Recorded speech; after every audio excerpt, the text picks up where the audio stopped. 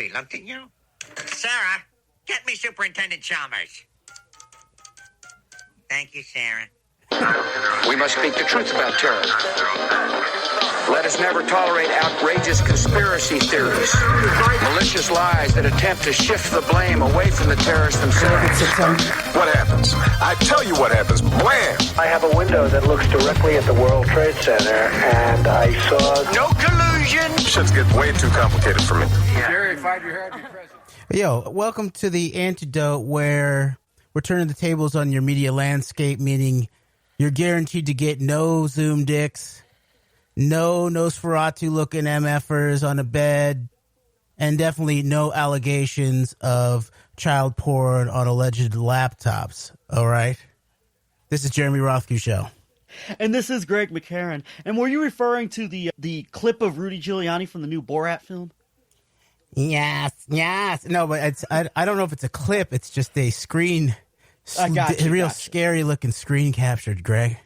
Yeah, and one of the things I've said is you sense a lot of projection from some of the people that are making these really damning claims about the other side, and so who knows? But I mean, it was very disturbing what you sent me. So I think the less thought about that, the better. But indeed, there's going to be we can promise you there will be no Jeffrey Toobin incidences on this stream, and that's one thing I think we can take some pride in here at the AnteDote, and we have a lot to catch up on because our last recording that we did together was our September 11th show, and since then I've done one stream with John Brisson. We've read the documents, but we've been pretty occupied over the last 5 or 6 weeks, and we're really ready now on the home drive to this election, to this circus we call a presidential election, to really start to try to maybe kick some things back into high gear again, bring hopefully some prescient analysis to the events of the time of the day, and there are so many events. Yeah, definitely no Me Toobin here. The worst that could be accused, and it would be on my end, would be some actual live stream with sounds of number 2 going on. Or is that number 1? I forget which one's number 1. The less bad one, there was allegations that were substantiated that something went out over one of our debate. But nothing approaching any of this madness that looks like to me like who ultimately is the winner in all of this, the level of this quote-unquote discourse going on here, other than the people that want to, either there's some deep karma that we're dealing with as a country, which is probably part of the deal, but it also would seem that people who would want to basically disincentivize and make us Americans destroy the possibility of real deep civil public discourse, core political speech. And I've been in the weeds a lot with my wife in terms of finally finishing up the reply brief of our pro se appeal in the 8th Circuit. And so I've been thinking a lot about the reasons for the protection of political speech. And so this kind of stuff, it just is, obviously it's political speech, but it's the lowest level of political speech you could think of. Maybe not. Actually, one of the cases that we reference is there was a Supreme Court case about the Westboro Baptist Church, which is its own kind of very strange operation of its own sort. There's even a background of Obama's mother's family in relationship to the Westboro Baptist Church, the Phelps family. And there was a case where they were 1,000 feet away from a private military funeral of a dead American soldier who was gay, I think. And the Westboro Baptist Church was on a public sidewalk, not immediately close to the funeral, but close enough so that they were seen when the family was driving by, and with signs such as thank God for 9/11, thank God for dead soldiers, God hates you, and worse, and all of that. And so even then, the Supreme Court found that the First Amendment protected that level of core political speech, because it was obviously their take, no matter how inflammatory or aggressive or nasty that folks might perceive it or think it to be, that even that level of speech was protected from what would be called a tort against the private individual, the father and family of the dead soldier. So I've been thinking a lot about these extremes, and in certain ways, even that case, like you can see the way that in our case, I can differentiate factually in the fact that they were holding signs that says "God, thank God for 9/11." In my case, we were library patrons, and although I asserted controversial analysis about who might have done 9/11 and why, I inherently was expressing an opinion against 9/11 and against terrorism. And so the Westboro Baptist Church, they have a tendency to extend the parameters of the kind of discourse that is protected under the First Amendment. And so there's something beneficial even just about that compared to that rhetoric, thank God for 9/11, all that type of stuff, basically almost anything else you can say politically is going to be considered within those bounds of some sort. And at the same time, and I guess this is my final thought in terms of what we were, discussing the milieu, the political speech milieu right now, is that it sort of dirties up not only the nature of the core political discourse, the public discourse, but it also it's a bait and switch about what the real reason for the importance of the First Amendment, especially in terms of speech and press, really is, which is not about being able to say, quote unquote, outrageous things, as Dennis Ross accused me of saying, just in terms of talking about Zionist involvement in September 11th. He's considered that outrageous, and which is interesting too. That was actually some of the legal context of what the Westboro Baptist Church was accused of, was that the level that their language was outrageous in its dynamics and sort of committing an emotional tort against the private individual, but because it was considered core political speech and commenting on public issues, then it was protected. But I think it sort of dirties up our sense of what kind of core political speech we're actually really being called to discuss out in the public, and it replaces it with these toxic mimics of sort of outrageousness. It's interesting you mentioned that, because in the realm of this, I'm just thinking about your comparison of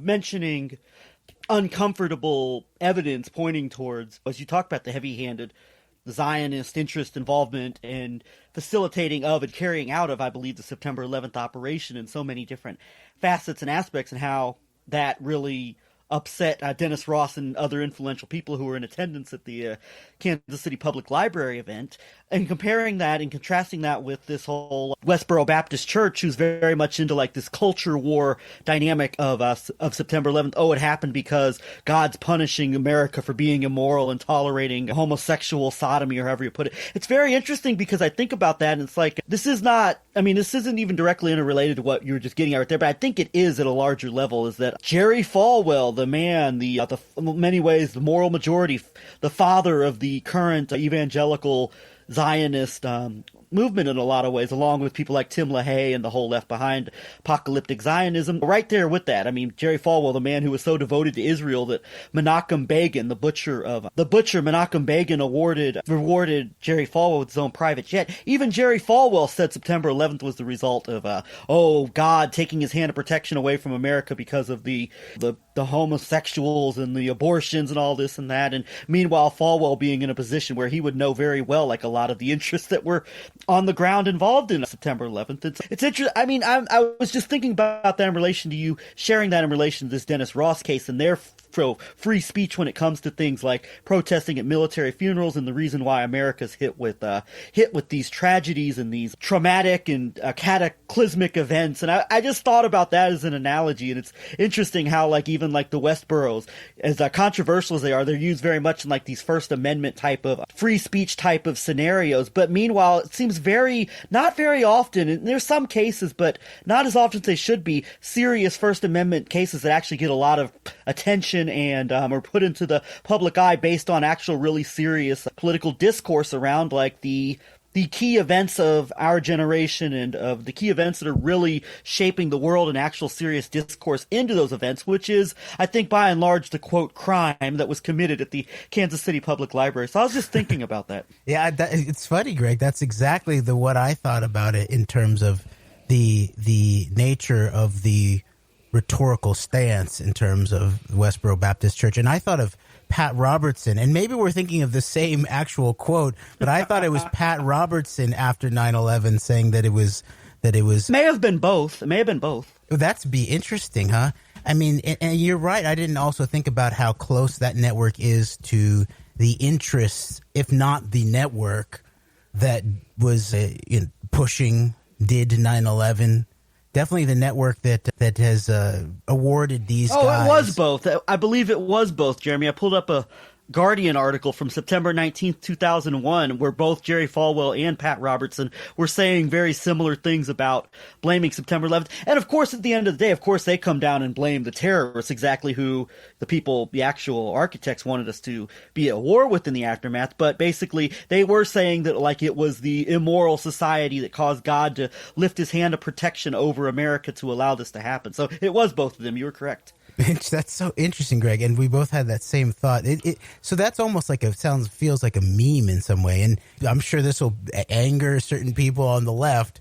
But it reminds me that angle, and of course, it's much more civilly expressed in terms of what I'm thinking of, in terms of the Noam Chomskys or the entire sort of the Aaron Mate, that whole set basically, where the blowback, and the question is where did the blowback come from? Was it a religious blowback from the sort of the archetypal God of the Old Testament at some level? I think this also applies to like Ron Paul. Ron Paul was the blowback purveyor on the libertarian right as well. So it applies to kind of both sides of the political aisle, what you're bringing up here. That's a good point. So there you have, even on the right, there is the horseshoe, the blowback horseshoe on the right, going from the religious blowback of the Falwells, Robertsons, and Westboro Baptist Church in relationship to September 11th to the more secular, foreign policy oriented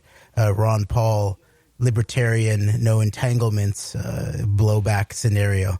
And so that's interesting. I wonder whether there's a similar kind of horseshoe on the left, because I can't quite think of the religious or spiritual blowback on the left. I bet it exists. I mean, I'm almost maybe. You might find it somewhere with maybe Chris Hedges or somebody, but I haven't seen it. Yeah. Oh, yeah. There you go. It could be someone like Chris Hedges, but even Chris Hedges, I think, sort of goes to the Noam Chomsky, grounded in the hard geopolitical secular facts of why bin Laden from the hills of Afghanistan felt the need to stand down NORAD and the basic laws of physics as we've known them.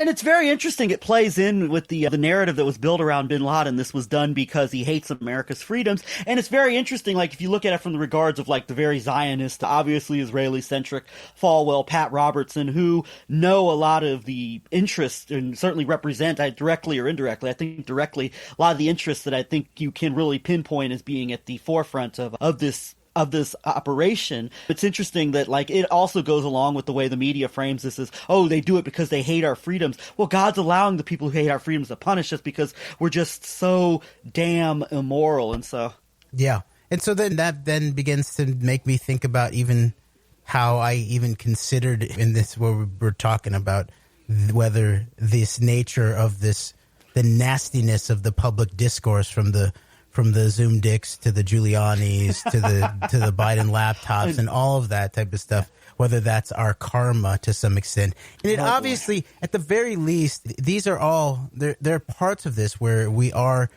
responsible and we are encountering our own American responsibility in terms of how we got here at some level, I think. And, you know, a lot of folks who are sort of the part of the 11/9 truther crowd, you know, as we might have called them after the Mueller report dropped, you know, they have a difficulty, I think, getting to the self-accountability part of the 11/9 operation and of the deeper aspects of our self-accountability in terms of how we grew into this imperial set, and the way that it's operating at home, and how now it's become surreal in domestically and very TV and all of that. And yet also the 11/9 truthers are totally right on in terms of their analysis of the people, both domestically and foreign based, who are perpetuating this and catalyzing this, and at the very least taking advantage of our American moral shortcomings, our more American political sins abroad, if I were to get spiritual about it, and then also our cultural weak points. And of course, a lot of these forces that could be accused of, at the very least, taking advantage of this in this moment, if not actually driving it as part of an advanced level of hybrid warfare, information dense warfare. They have been at this for a long time also. So I think it's a both and kind of scenario in terms of coming to account for our moment here. But it's hard to imagine it getting even more and more and more and more hyper real and surreal. And yet it's obviously is going to, because we're still in the midst of the COVID pandemic and the unfolding of that, and how that's going to move through whatever happens with this upcoming election into the next year, and then the questions about biosurveillance and the pushing of mass vaccines potentially, and then of course the economics behind all of it, and then of course at the epicenter, the actual biological warfare operation that looks to be underlying a lot of this. Is that none of these kinds of parameters are going away, and they are only going to get escalated. And meanwhile, we are dealing with this sort of very coarse level of just real hostile psychological warfare politics on top of it. So it's a difficult moment, to say the least. Yes, it's a very difficult moment. I mean, things are just so... But it seems like it's designed to be to a point like what we talked about before, what's been laid out before with the concept of hypernormalization and Vladislav Surkov over in Russia. Just seems like you're not supposed to be able... It's almost like our system is set up and designed in a way, at least in this current moment particularly, to where we're not supposed to be able to. People are not, almost by design, not supposed to be able to make sense of what in the hell is actually going on in this country and globally. And I really feel like that in this time, I mean, there's so many philosophical and questions to be asked about, like the types of like, what is the nature of and the reasons for the things that are going on right now. And that could be a conversation that could go on forever. Unfortunately, we only have a finite amount of time, but I mean, there's so many things to consider and to inquire about that in regards to like everything about this moment and the all of the dynamics and the events and the trends which have led up to it. I mean, but so unfortunately, I wish we had all the time in the world to like just have like long, just philosophical, theoretical conversations about these trends, but it's unfortunate we only have so much time to go with. But I mean, all of this is just, it's so horrifying, but it's so fascinating at the same time, and that's part of like what makes this so... It's never boring. It's never dull. Never a dull moment, regardless of how bad things get. I'll say that. There's never a dull moment. Well, why don't we get our intellectual waiters on, Greg, and you lead us into the core political sludge of the moment. Well, let's do it, and I'm sure people are curious about the clip that we played at the very beginning of the show prior to the show intro. That was a clip from the Simpsons. I believe it was probably 8th or 9th season. It's an episode titled Grade School Confidential, where Bart Simpson catches the principal, Skinner, and his teacher, Mrs. Krabappel, kissing at a birthday party.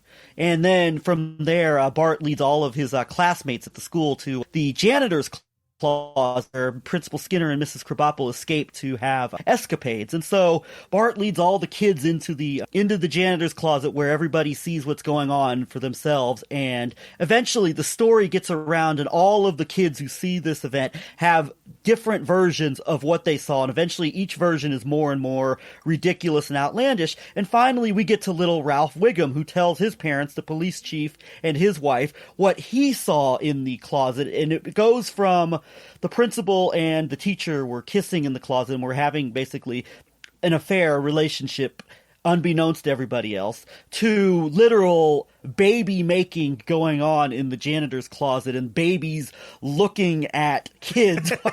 And so what I thought of, this is not a perfect analogy, but I thought of this in relation to the current news at the moment, which is the Hunter Biden laptop. And then of course the predecessor in 2016, which was the Anthony Weiner laptop, and how within the world of like alternative conspiracy oriented media, with plenty of help from the Eric Princes of the world, by the way, I might add, who know exactly what the hell they're doing. You know, Eric Prince is not a naive 8-year-old with idiotic parents who's just spreading crazy, silly things to people. I mean, he's a purveyor who knows the implications of going on Breitbart Radio and talking about a laptop that contains horrifying criminality that even veteran, seasoned New York police detectives are horrified by. But I digress. So I made this comparison because we go from possible serious political, perhaps financial corruption to literally these political opponents of Donald Trump, real and perceived, are literally committing sex crimes against children. And if you believe Alex Jones, over the last 4 years, it's gone from Hillary Clinton and Huma Abedin doing things to children that make New York police detectives, following the Eric Prince kind of line, horrified and drives them to tears and just all kinds of, but to literally Bill Clinton and Jeffrey Epstein on the same laptop, dismembering and killing children with, so just go with meat cleavers. So, so this example I go with, and the same thing's happening with Hunter Biden that happened with the Wiener laptops, which leads us to spirit cooking ultimately, and Pizzagate, and which has led to this whole Pedagate, which is the rise of QAnon and the rise of this idea that Donald Trump's the hero standing in the way of defeating the evil satanic pedophiles who thrive off of adrenochrome and thrive off of torturing and killing our children. And so we're having the same dynamic play out with this Hunter Biden laptop, where you've got, of course, Alex Jones is right there at the center of it, along with, Chanel Rian from One American News, and then, of course, a very, very valid, credible source. I use this term sarcasm, old Donald Trump friend and current Newsmax pundit Wayne Allen Root. They assure us that there's proof of Hunter Biden committing all sorts of sex crimes against underage Chinese children and teenagers. So the Ralph Wiggum analogy, it's not a perfect one. It's supposed to be a humorous one, but it's an example of just how out of control narratives get, where you go from literal serious questions about corruption and financial, economic corruption and blackmail and things of that nature to literal evil, like literal events that make your opponents like not just corrupt entities, but like unhuman in comparison, like you. And so I use this because the most serious damning things that were claimed on the Wiener laptop has never never seen the light of day. And I get the impression that, and if I'm wrong, I get the impression that a lot of this, until proven otherwise, a lot of this talk about these most serious crimes of Hunter Biden, it's just stuff that's getting put out there. It's out there to muddy the waters and get enough people to believe that like they're going up against literal evil. It's a rehash of the literal evil satanic pedophile, this narrative, just that it's been added to the Biden family, and anybody who opposes Trump or is seen as a political enemy of his is directly by default involved in this type of criminality. And so, very much like, I think a lot of people who take this information and process certain forms of media will act like a Ralph Wiggum in what they were willing to believe without hard evidence or proof is on this thing based on what they hear and what they've been basically led and conditioned into thinking over the last 3 or 4 years, based on the psychological warfare style narrative of like the this is literally a war between good and evil, meaning a war between Donald Trump and his supporters against literal satanic evil. So that was the reason for that clip. And Jeremy, there's so much surrounding this latest, what you call October surprise. And obviously it's very hard to believe the Rudy Giuliani's and Bernie Kerrick's and the Steve Bannons of the world, Breitbart conceived in Israel, and two of the on-the-ground facilitators of what took place in New York on September 11th. These are the guys that we're supposed to believe about regarding what is on this laptop that they know about, and they're assuring us is absolutely true, and all of the ridiculous way that this laptop managed to get into the hands of Giuliani and Hunter Biden, just being stupid enough to just conveniently leave it to where a legally blind employee is going to give it to a Trump-loving person who it ends up in Giuliani's hands. So there's so much with this, and I know you've got some thoughts on this, and just this is like the extension of what we saw in 2016 on the surface, but it's getting the narrative out there again about the opponents of Trump. And meanwhile, based on some of the rumors and allegations made about Trump that are still don't make the light of day. Funny how the Trump-hating media never touches this stuff when it comes to him. Meanwhile, it does seem to also be, once again, perhaps a lot of projection. And when you're guilty of something, you throw it on to the people who, at least in the terms of corruption, much less the sexual stuff, you always project, the old Roy Cohn tactic, project and blame upon your opponents, which you're involved in yourself up to your eyeballs. So I said a lot there. It's so much Roy Cohn. It's wild. I mean, it is interesting that what popped in my mind at the end of when you were talking was Rudy Giuliani. Just sort of the fact people are pointing out Giuliani supposedly had this laptop for a long time, so he's basically been possessing alleged child porn for a long time, which is illegal, I think, and so that's sort of interesting. And of course, the background story of it is very that Biden dropped off a bunch of these laptops to be worked on at this computer shop of a guy who can't see very well, and then I'll throw one more thing in there in relation to what Giuliani having this for a long time allegedly, is that Bannon for at least a month prior to this was bragging about, we've got the goods on Hunter Biden and it'll be coming out at a time when we're ready to put it out. So I mean, clearly, like, this is something that's been in the making for a while, and it very much reminds me of like Roger Stone bragging that Podesta's time in the barrel is coming and other things. So it's very much a rehash of that, but you're right about that.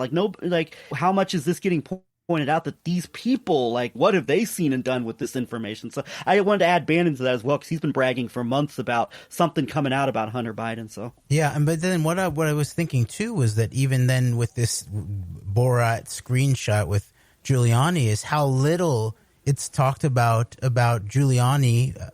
I believe was a lawyer for Epstein's company that he ran with Stephen Hoffenberg, and basically that Epstein basically ran the operation into the ground or as a con, and then left Hoffenberg holding the bag.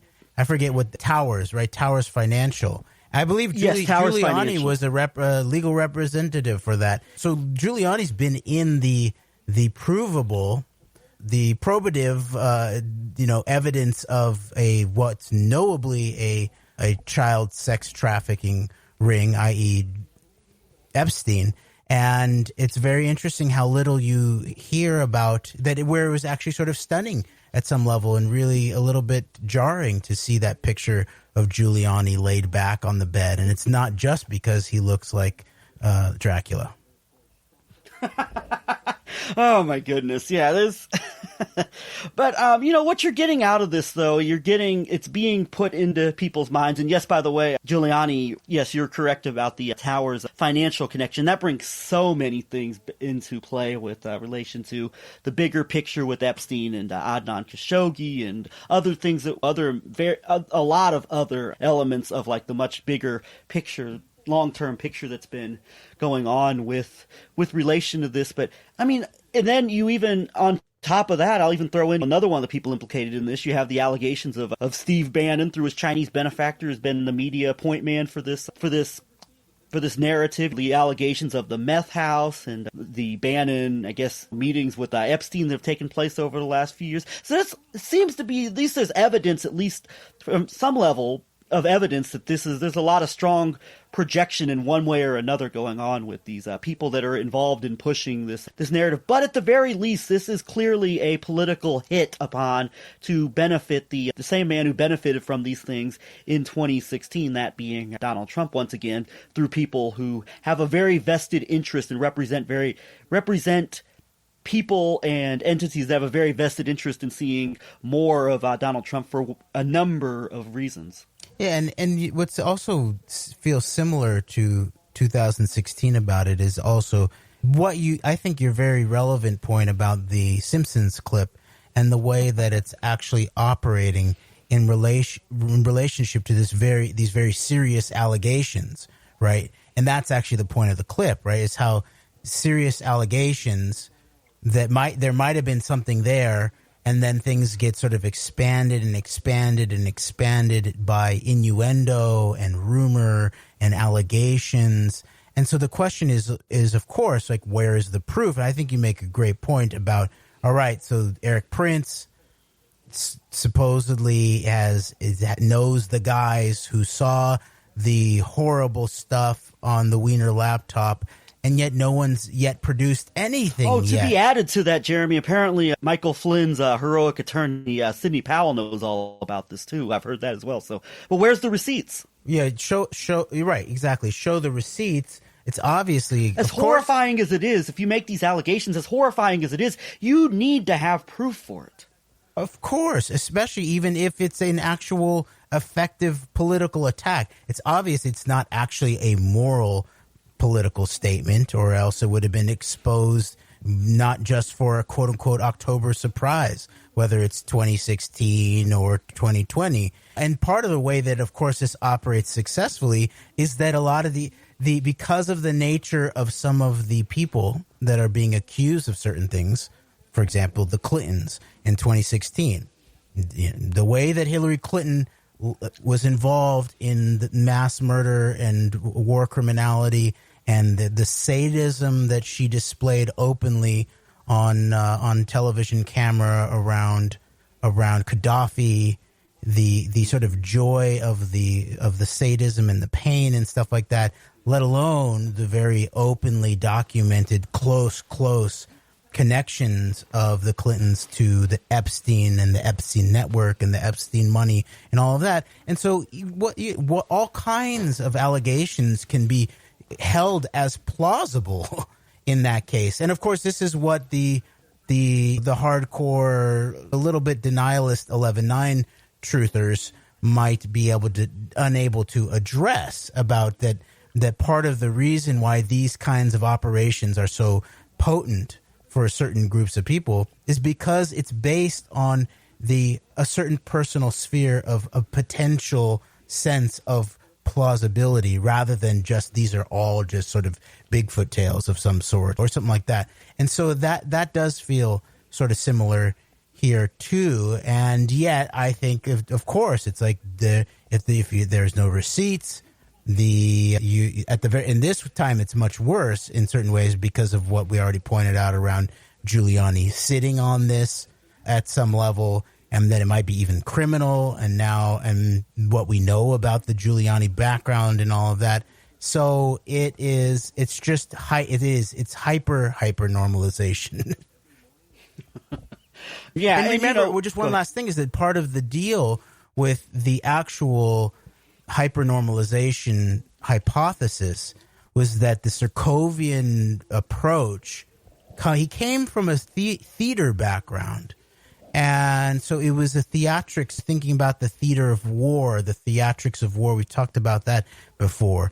But so then there was the theatrics of politics. But part of it was this idea of disclosing at some level that you're running theater and counter gangs. And that was what was in the movie, in the documentary Hypernormalization, about what the Surkov dynamics was actually, that part of it was to have it be open in front of the Russian people that these elements at the highest level of the Russian government were running what was said to be the opposition to that same government, right? And so once you disclose it like that, the point of it at some level is to make you feel like you can't know what's real. All right. And so that's actually, I think, sort of that's the even deeper aspect of what I was trying to describe in the beginning about the deeper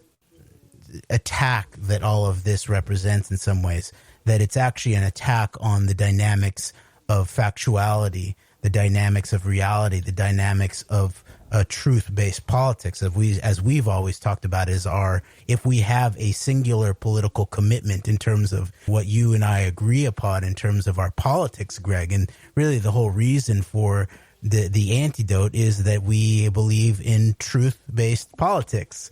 And then on top of truth-based politics, then you can come up with wise approaches, wise policy solutions, and all of that. So in a similar sort of parallel, the shadow side is the attack on the truth is then layered with the scent, with the smear and the scent of nastiness.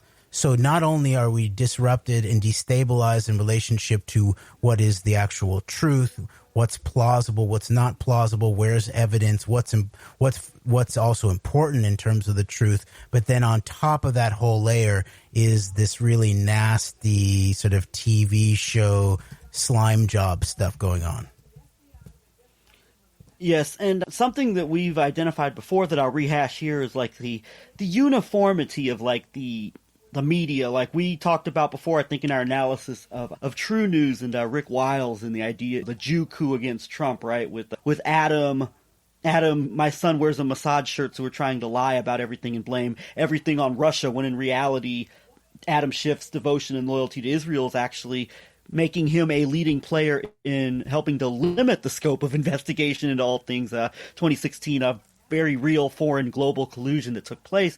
The whole idea of Adam Schiff and all these other nefarious Jewish names being at the center of like the conspiracy to remove and destroy Trump. Back when we did that analysis, we talked about the uniformity of like the media, of like this pro-Trump kind of conservative media sphere, all the way from the mainstream talk radio, Rush Limbaugh, Sean Hannity, Fox News crowd, all the way to the obvious Breitbart factor, to InfoWars and True News and QAnon and the alt-right and David Duke and people like that. The uniformity of like the bigger overriding narrative that goes all through these things. And, there's varying levels of there's some variance in terms of like the narrative they ultimately push, but ultimately like some of the facets of the narrative. But the big narrative remains uniformly the same, that the entire establishment's at war with right-leaning, conservative-minded people who love and support their president for various reasons, all the way from Trump literally is like the manifestation of perfection to Trump's the imperfect vehicle that is being used, that ultimately, nonetheless, is standing against the evil that looks to overtake us. And in this case, with this most recent story, once again, you see the uniformity of like the media coming out. Whereas in my work capacity, I'm in a car all day and I take in a lot more of talk radio than I would like to, of the Rush Limbaughs and Glenn Becks of the world. And they're not going to come out on commercial talk radio that plays in every car in the country and say that the Hunter Biden laptop contains videos of Hunter Biden sexually assaulting underage Chinese children and teenagers. No, but they do work in hand in glove in a lot of ways with the more conspiratorial realms, the Alex Joneses and the QAnon circles, and I mentioned Wayne Allen Roots on Newsmax and OAN and True News. They work hand in glove by pushing that, you better take very, very seriously what's on this laptop, and there's all this proof of things. And once again, it's not a direct analogy because there is plausible deniability, because the Sean Hannitys of the world are not directly saying that there's all this sex crimes taking place on this laptop. But, the way that these forces feed off of each other and in the uniformity of the narrative, everything from like, this is such ultimate horrible corruption that proves that like Biden is unfit to be any type of contender or challenger of Trump, all the way to the fact that this very, I would say, sketchy laptop revelations are leading to all this massive crackdowns where it's even the poor Charlie Kirks of the world are being censored on social media, and the New York Post, the Murdoch-owned heroic New York Post, cannot get its story placed on social media. And so everything from, once again, the evil tech giants are out to destroy the conservatives to the undeniable corruption that proves that, like, Biden is this it all plays off of each other in this very extended connection. And, like, it's very hard to make this case to certain aspects of people, but, like, these talk radio hosts are not more than 2 or 3 degrees separated from the people who are literally claiming there's literal pedophilia taking place in these videos. And it happened in 2016 and it's happening again in 2020. So once again, I think you see, like, the uniformity of how indirectly and in varying facets and varying pieces of information that are relayed to their respective audiences, you see the uniformity and coming together of these narratives once again in an extremely synchronistic and very, very effective manner. Yes, and these kinds of networks, including this whole so-called right-wing media, it's not plausibly conservative at this point. There are still real conservatives in this country, but they are not involved with the drive-by or the drive-through media, right? So you got the drive-by media, and then you got the drive-by media, as Limbaugh calls it, on the left, and then you got the drive-through media, as it is on the right, and they each play their own roles to some extent. But it is the case that this was what I was concerned about in terms of in 2016 in relationship to what the Trump dynamics were. There was proto-fascist dynamics in relationship to the way that he was marketed, right? So there's always, as we've talked about before, there's a populism. Populism could be of all kinds of different stripes. The best of the deep American tradition is deeply populist. And in certain ways, it's a meritocratic, democratic populism is what I would describe maybe the best of the American tradition. But there's also the authoritarian tending towards totalitarianism in relationship to once the political levers are controlled. These movements exist both on the left and the right. On the right, it's fascism, and it's the populist underbelly or the populist driver of it at some level is really, really crucial to its unfolding. And it was clear that was just underneath the surface in terms of the way that Trump was being marketed. And then as we've seen unfold and as we've done an analysis of the actual dynamics behind the 11/9 operation and the Trump putsch, basically, that these fascist dynamics are actually blossoming in many ways and they're being catalyzed. They're being brought forth. So it's a synthetic. That's usually how it pops up. It becomes synthetic at some point with the authoritarian overlay.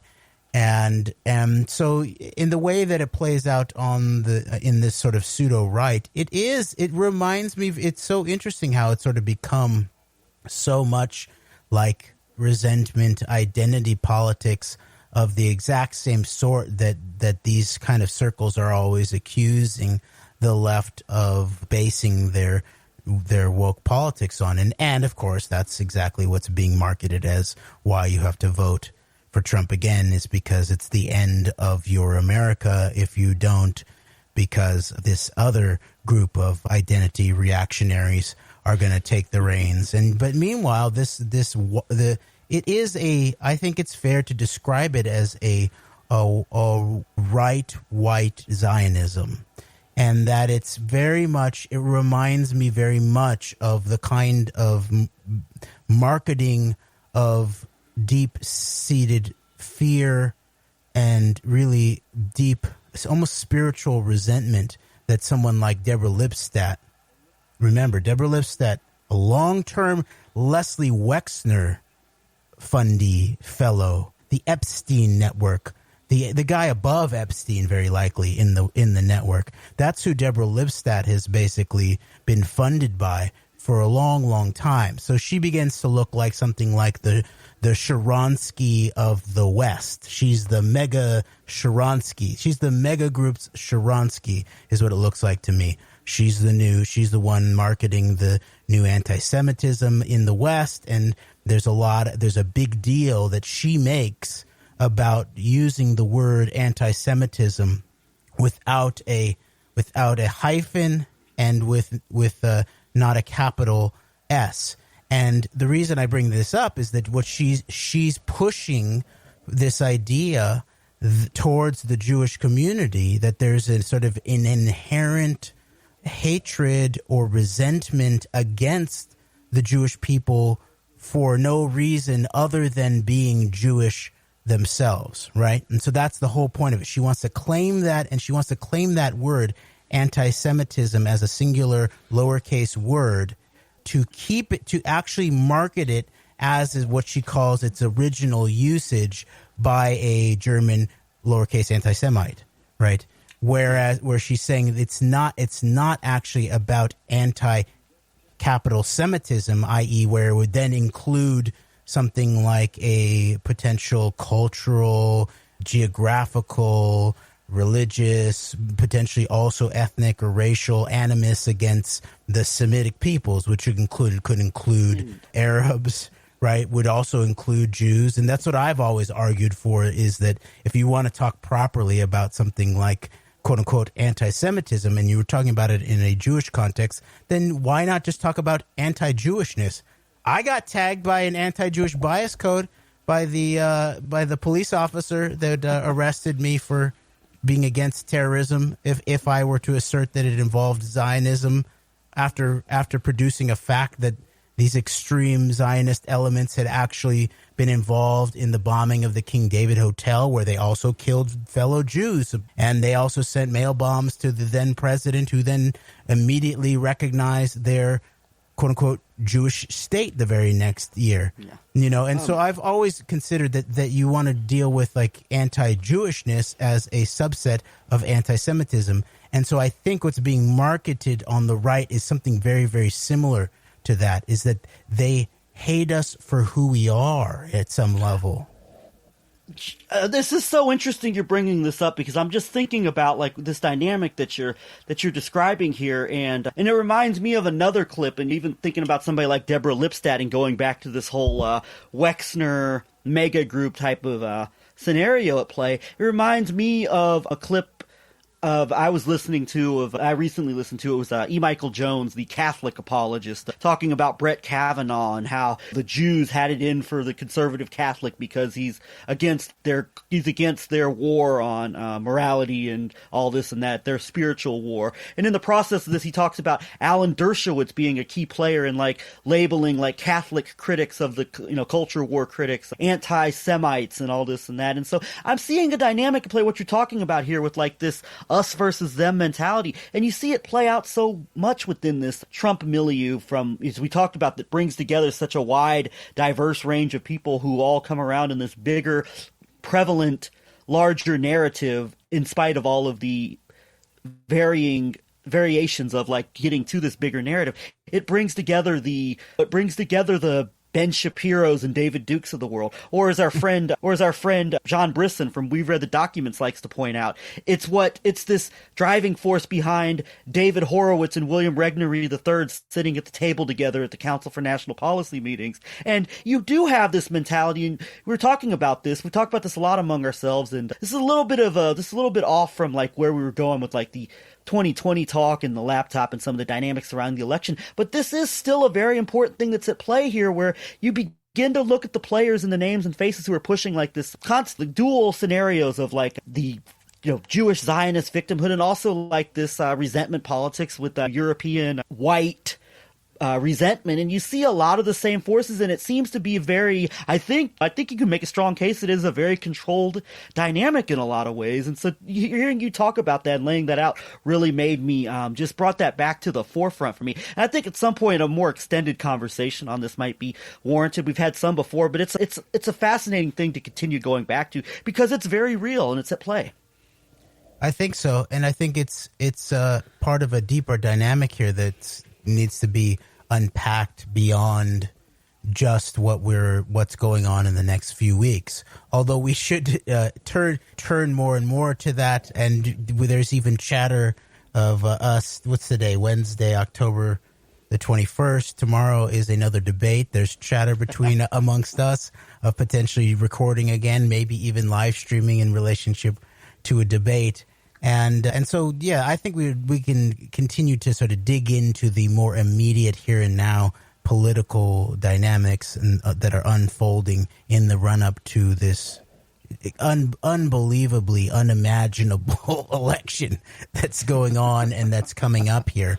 And so we probably should talk about like what the certain running the scenarios that we've talked about, and all kinds of things could happen, and we have to not be caught flat-footed no matter what happens, whether it's some kind of smooth election, smooth selection, either way, or whether there's some contestation. What are the facts of that contestation? And then there's a lot of questions about transition. But then who's then still in the White House come the end of January 2021?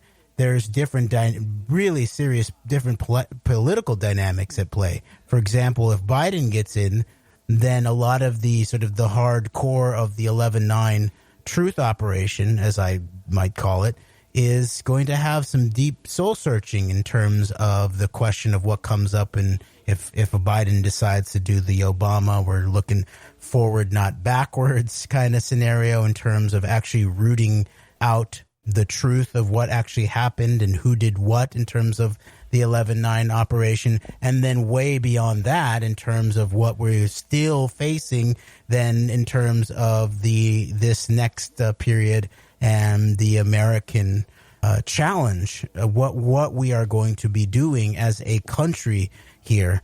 We've got a lot of issues that go way beyond who's in the White House.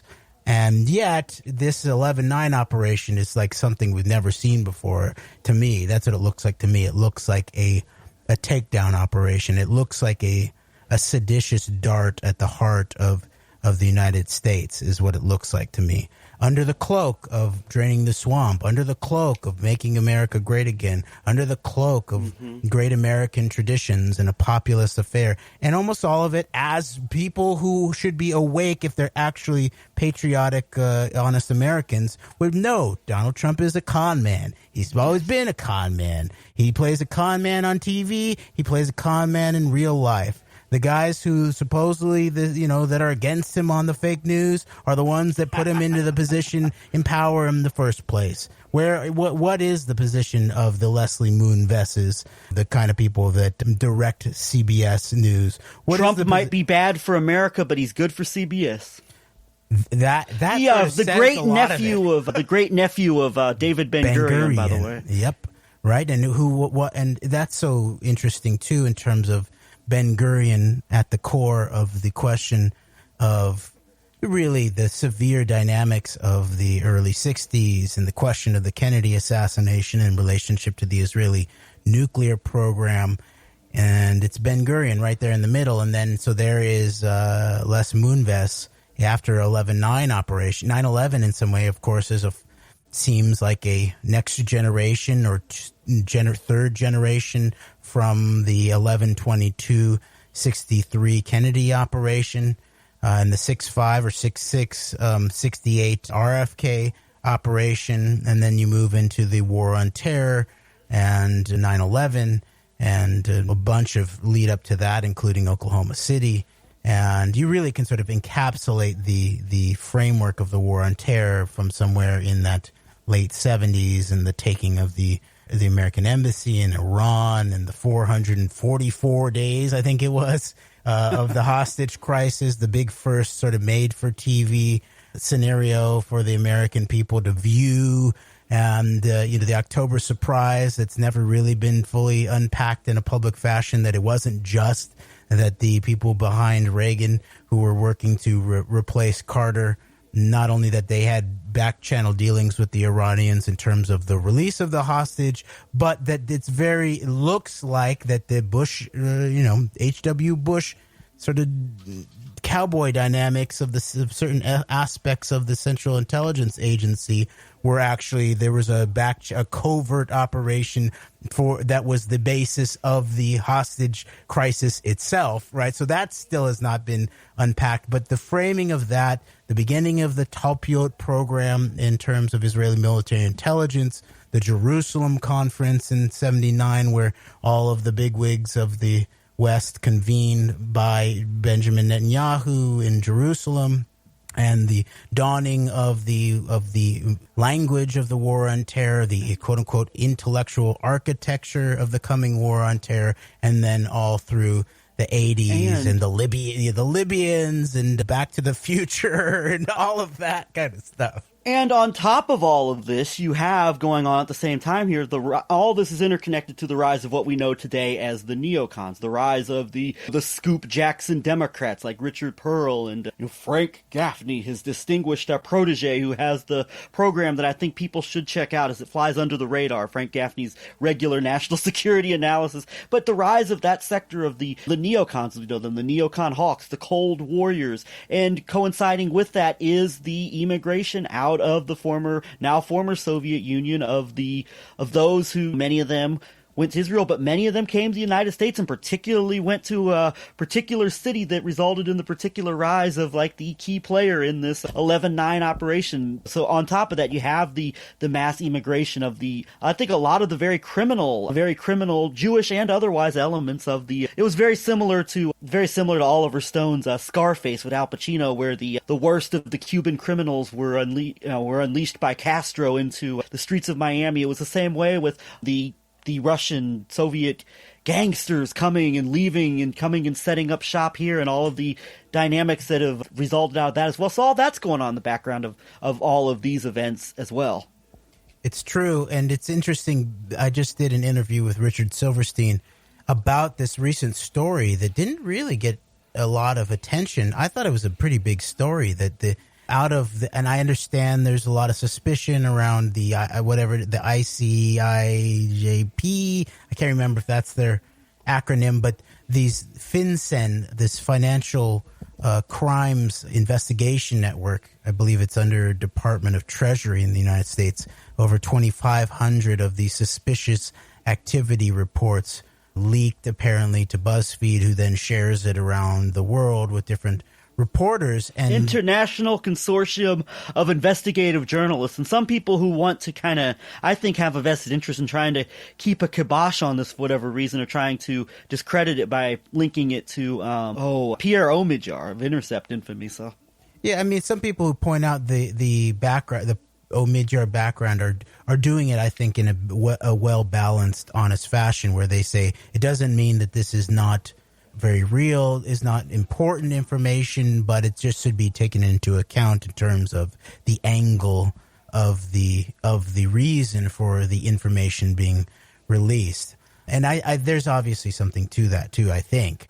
But what was very interesting to me was that it took this Israeli journalist, I think his name's Yuri Blau. He's got an interesting background, and he used some of these suspicious activity reports that came out of the heart of Deutsche Bank. Remember Deutsche Bank, all the way from the financing, the construction of Auschwitz to the financing of the political rise of Donald Trump, along with being hit for massive hundreds of millions of dollars of fines for its involvement in over $10 billion in organized crime money laundering. It was, quote unquote, the Russian laundromat scandal, on into working with Israeli military intelligence agent Jeffrey Epstein, actually, and being hit for some of that stuff too.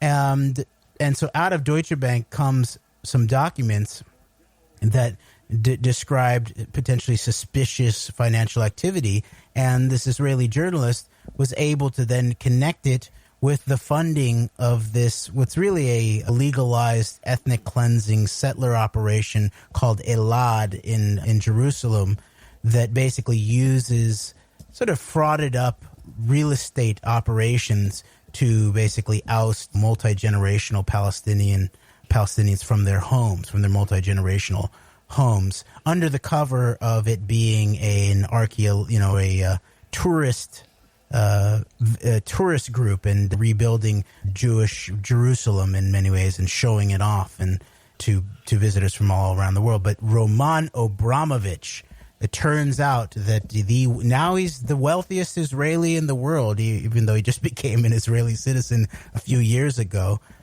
He was like the startup founder, or not. I don't think he was the startup founder, but a early seed investor of Elad to the tune of over $100 million in terms of these operations. And so the interview I did with Richard Silverstein sort of delved into some of this background that you're talking about, Greg, about the deeper historical aspect of the combination of the influx of the Red Mafia, the post-Soviet sphere oligarchs, the money, but then also the immigration into Israel that drove some of the reactionary right politics, or at least became the base for the upstart Likud, which was very much marketed, and Silverstein points this out, that it was marketed in many ways like what people talk about the Trump movement, MAGA, as, where it's a working people's party and against the effete of the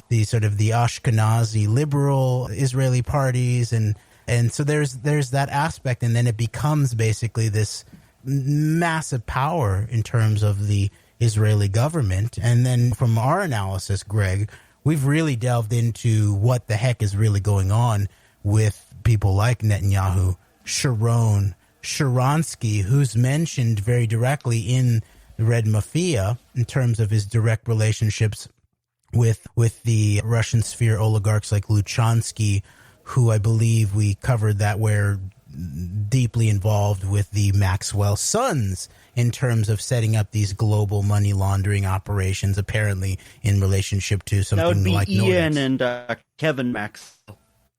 Yes, and so there's something deep here in terms of what this oligarch operation really is and how long it's been going on. Beryl Lazar's organization, right? Putin's rabbi, right? Lev Leviev, right? The Chabadnik billionaire, one of the biggest investors, if not the biggest investor of Chabad worldwide, deeply tied in the Kushner-Trump real estate deals in relationship to Manhattan, but also what I think probably what Bannon was referring to when he was used as a source by Michael Wolff's book about Kushner with all the greasy shit and the diamonds, the diamond dealers, and the Chabad and the rabbis and stuff. I mean, that is sort of right. It's that element. It's, you know, in that infamous clip now from the Russian sphere about how Chabad is the massively dominant Jewish religious organization by upwards of 90%. Right, but also the bottom and the top of the deep state, and I keep on pointing out, like, why aren't people talking about the Russian deep state? If we obviously have an American deep state, we can describe the background of it. Go read Whitney Webb's articles about the Epstein network if you want to know about the actual background of the functional deep state in the United States of America, of the conjunction of organized crime with the highest levels of the government's intelligence and counterintelligence and national security, i.e. Hoover. It looks like Hoover probably had the goods on the old school kosher Nostra. I mean, not the kosher Nostra, but the Cosa Nostra. And then the kosher Nostra comes and basically probably flips the script via the Roy Cohn network and the predecessors of the Roy Cohn network, the Max Fisher background there, right? Where does that Epstein network come from in terms of Wexner, Max Fisher, commanding heights of the U.S. government, and as not as a fixed position, but as an advisor or a conduit to the Jewish community, I believe, right? For I don't know, was it for Ford or for Nixon? I can't remember. I believe Max Fisher, I think it was Gerald Ford strongly in particular, and that's very interesting. That's another interesting dynamic to unfold, and our friend John Swin at Expose the Enemy has a very, very detailed information on Max Fisher and his background, a lot of his connections and people he's been involved with. But I mean, even the Fisher-Ford dynamic brings up an interesting question, with Max Fisher being the king of Detroit and the Republican kingmaker for decades, and of course Gerald Ford being the Michigan congressman woman who heads the Warren Commission and then goes on to be vice president and then president. So even that opens up another interesting layer on all of this as well. I thought I'd throw that in there. Definitely. And while we're on it, definitely go watch John Swin. He just released a piece of his documentary that he's been working on, real deep stuff about that really lays in a lot of important information about people like Bernard Baruch, the origins of the National Security Act, which is really a crucial moment like in American history. And so to understand the background there is crucial. And we're going to be doing more work with John into the future here. And I'm going to continue narrating his film. And so just go look at his website, Expose the Enemy. It's incredible resources there. I always forget how much is there, and I still haven't digested everything that's there. So yeah. And so this question of why aren't people talking about the Russian deep state? We should talk about the American deep state too. And we've unpacked both of those. And actually, we're just becoming really familiar, I think, in a way, with what Jane Mayer might have called the Kremlinology, which I believe her. She said that part of the reason that the good faith elements of the media, I believe she's one of the good faith elements of the media, and doesn't mean there's not places where she's not willing to go or there's potential working relationship compromise that anybody working at any high level of anything in this country is dealing with. But she said that part of the reason that the good faith aspects of the media couldn't quite even just grasp what was going on, the parts of the briefings by the head of the Russia desk in the UK, Christopher Steele, when he was trying to sort of get people to look at even the open source background of what Trump actually was. A lot of this was very open source, and sure, Steele made intelligence allegations of raw intelligence based on some of his networks, and a lot of that is, some of it may not be true, but a lot of it still might be proven to be true at some point, and a lot of it is very plausible, including aspects of the relationship of the Alpha Bank. And we're going to be doing a long form show about the whole Supreme Court kind of scenario, right? We're going to deal with the notorious RBG, her acceptance of the Genesis Prize, which was backed by the Alpha Bank Russian oligarchs. We've touched on little bits. It's interesting how they hooked up with the Dick Cheney, Halliburton aspects. We read through parts of Michael Rupert's Crossing the Rubicon that deals with some of the background there in terms of the Alpha Bank gangbangsters and Halliburton drug running, all of that kind of stuff, South Central Asia.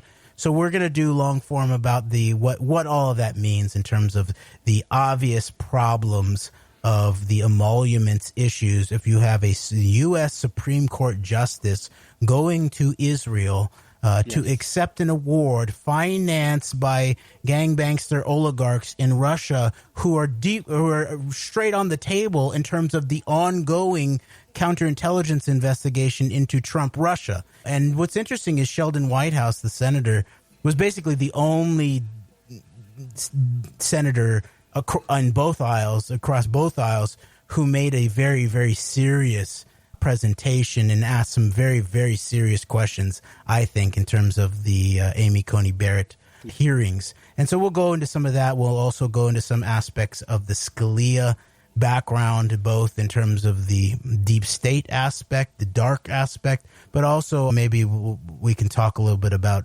analysis of what a lot of is going on in the Supreme Court and what Whitehouse actually exposed. He actually put on the record in the Senate, I would say, evidence of something like a dark money RICO operation going on in terms of the Supreme Court, where he laid out that the Federalist Society as the anchor institution in terms of a bunch of dark money that began to flow, of course, right after Citizens United, who led the way on the Citizens United decision. Kennedy, I believe, was the crucial swing vote. I believe that he led the way on the decision, which is interesting. I believe that Kennedy actually took the position that was going to be Bork, actually.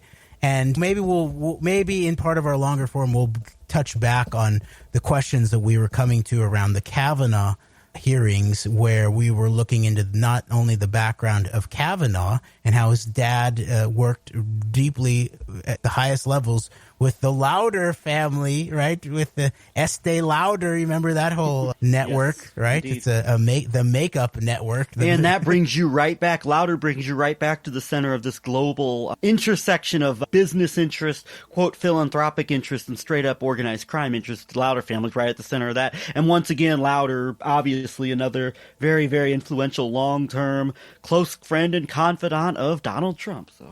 So true. What's interesting is that the part of what this story on Abramovich funding this legal ethnic cleansing group, Elad, is that there was all these allegations of his Chelsea UK soccer club fans being racist, including mainly sort of like racist against like people of color, it seemed like. But also then the way that he responded largely was about donating $5 million to the Jewish Agency for Israel to combat anti-Semitism. That's one word, lowercase word. Right, exactly. So it's the and think about it, the Lipstadt, Wexner, the Lauder, the Sharansky, and then the way that someone like an Abramovich, he's a oligarch, but from the aluminum war style oligarchs, where it's replete with organized crime, thuggery, and all of that. So that the way when things become to bubble to the surface, or there's socially uncomfortable things about what your fans at Chelsea said, it becomes the reputation washing by the so-called philanthropy. And that's what's really pointed out about the operations of what the book Supermob, Gus Russo's book Supermob, about the American Jewish mob and its origins in basically a few different streets in Chicago, basically, of a few different sort of families from very close towns back some shtetls in the Pale or something. I can't remember exactly, but then the sort of the rise of the super mob and the turn the tables on the Cosa Nostra, and then ultimately in the more modern era, it's the Leslie Wexner types, where their names are on all of your buildings at your universities, and it's the Len Blavatniks who are it's the school that you're going to, it's the name of the hospital that you're going to. And so this question of reputation washing is at the core of these kinds of really, really high level, high energy oligarch plutocratic operations, and that of course is the definition, I'd say, that's the economic aspect of the deep state, is the intersection of the visible economy. Think about Leslie Wexner. He owns a lot of the clothing stores in your local mall. And then also the allegations at the same time is that he is working with mobbed up trucking companies. He's taking over the Southern American, what's it called? Southern air transport. Yes. And all of the allegations of the drug running from the Golden Triangle related to that. And so you even see the deep economic state as integrated even in a single individual, such as a Leslie Wexner. But that concept of thinking about the way that these people that are called oligarchs, especially in terms of the way that we think about the Russian sphere, that there is an intersection there between the black economy and then this overt sort of more legal economy, such as people like is being exposed in relationship to these FinCEN Deutsche Bank documents in relationship to someone like the now richest Israeli in the world, and then what that all means. Yes, and I want to make a few quick points regarding some of what was discussed there, and then we'll kind of move on to starting to wrap up around, I think, going back to current events, dynamics around the election, and some of the media circus surrounding it. But I want to make a couple quick points regarding what you brought up there. And one thing I was thinking about when you brought up Wexner, I was just thinking about this in my mind as you were talking, and this is conjecture and speculation, but it makes me wonder if part of the reason for maybe even like a John Kasich, the former Republican governor of Ohio, war on terror propagandist turned never Trumper, I wonder if the the whole outreach to the Biden campaign is in part to possibly receive that cabinet position and continue to ensure those interests coming out of the state of Ohio. I was just wondering that as possibly even Kasich being like a Republican, conservative, Republican right-wing continuation of that in making sure its interests are met in terms of like this bigger operation in a Biden administration. I was thinking about that out loud as we're talking here. And then a couple more thoughts regarding going back to what we brought up with the first about the deep state and the idea of everybody talks about the American deep state, but the Russian deep state is still very largely not talked about. It's still very largely not talked about. And such a large percentage of our media, both mainstream and what we know as alternative. And it made me think but we also, a lot of people in the alternative media, particularly in a particular sector that's very critical of Israel and Zionist influence, love to talk about the Zionist deep state. But here's the thing. You and I are coming to the conclusion we will never have a clear definition of what the Zionist global deep state actually is until you understand this Russian deep state that is very much works in synchronicity with the global Zionist deep state, whether it's Israel or whether it's other global interests. I mean, you cannot understand. I don't believe you can fully understand what is going on without understanding this Russian deep state. And that even goes back to things like September 11th and the architecture of the layout of what we know as the global war on terror.